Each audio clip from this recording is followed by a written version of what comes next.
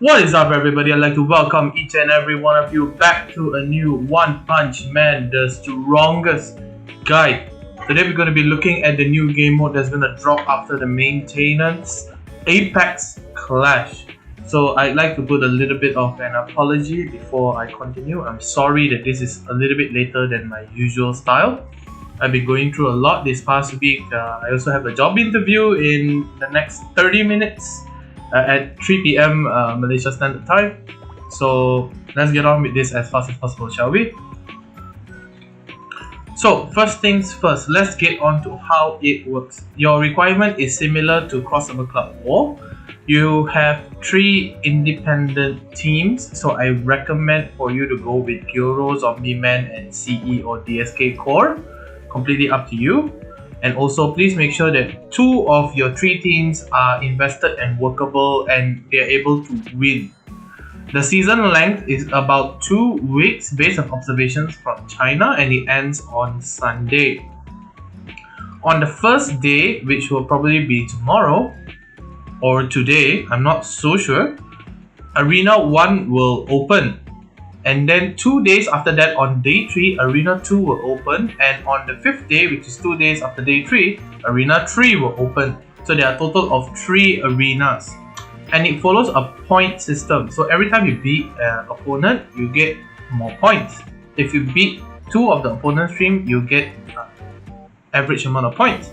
If you beat all 3 of the teams, you get the highest percentage of points. Your initial rank 1, which is your what I would refer to as your boss, which is basically your last opponent, is based on the BP rankings. So be careful of that whale that you're worried about. It will be in your way. So gameplay wise, your leaderboard is actually tracked via a point system. So you gain certain points, as I mentioned before, for victory, and you don't gain points when you lose. So more wins equals more points, so do strive to actually move around your team. You're actually able to move around your team.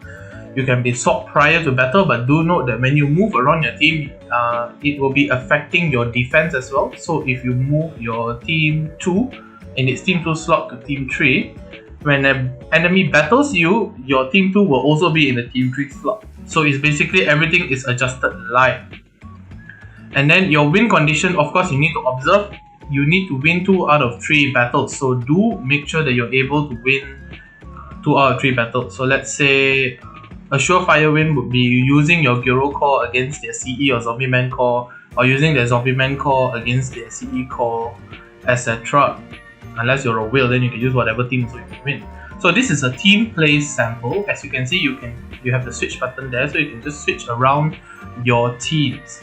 So let's say the enemy's team 1 is just too difficult for you, you can just swap to try and beat the team 2 and team 3 with your team 1 and team 2, and you already win because you got 2 out of 3 wins.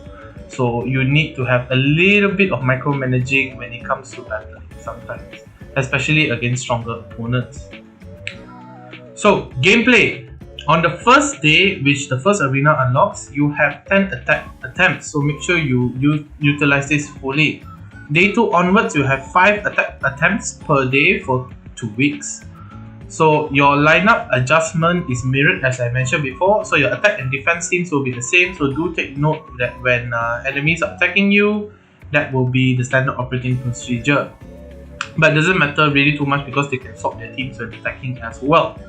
And then you also need to keep beating opponents to maintain your rank. So basically after the 20th battle, you face sort of like a boss character, which is basically the last person that you fought, and then right after the boss battle, they will have increased stats and increased BP, so it's going to get harder and harder for you to farm points. And also when you kill the boss after the first time, you get a reduced amount of points for killing the boss. So I highly recommend you proceed to the other arena. So let's say you beat until the boss stage in Arena 1, you beat the first boss, and then you go to Arena 2, reach the boss stage, then Arena 3, you reach the boss stage, then only you continue farming the boss stages again. That is the most efficient way to farm points. And these are some of the prize redemptions. You have redemption based on points, and you have redemptions based on rank. So of course, you should always look to get as high as possible in terms of points and of rankings. You can see there are some sigils to win, there are some chips, omni shards, as well as high tier sigil chests when you go to the higher rankings. So definitely very, very good. I highly suggest that you take the time to actually learn the mechanics when it first come out. I probably will be streaming Apex Clash when it comes out. I'm not so sure because I don't know how long my job interview will go. Nevertheless, I wish you luck in Apex Clash. I hope you wish me luck in my job interview. As always, everybody, please do take care of your health. COVID is getting a little bit scary. Peace.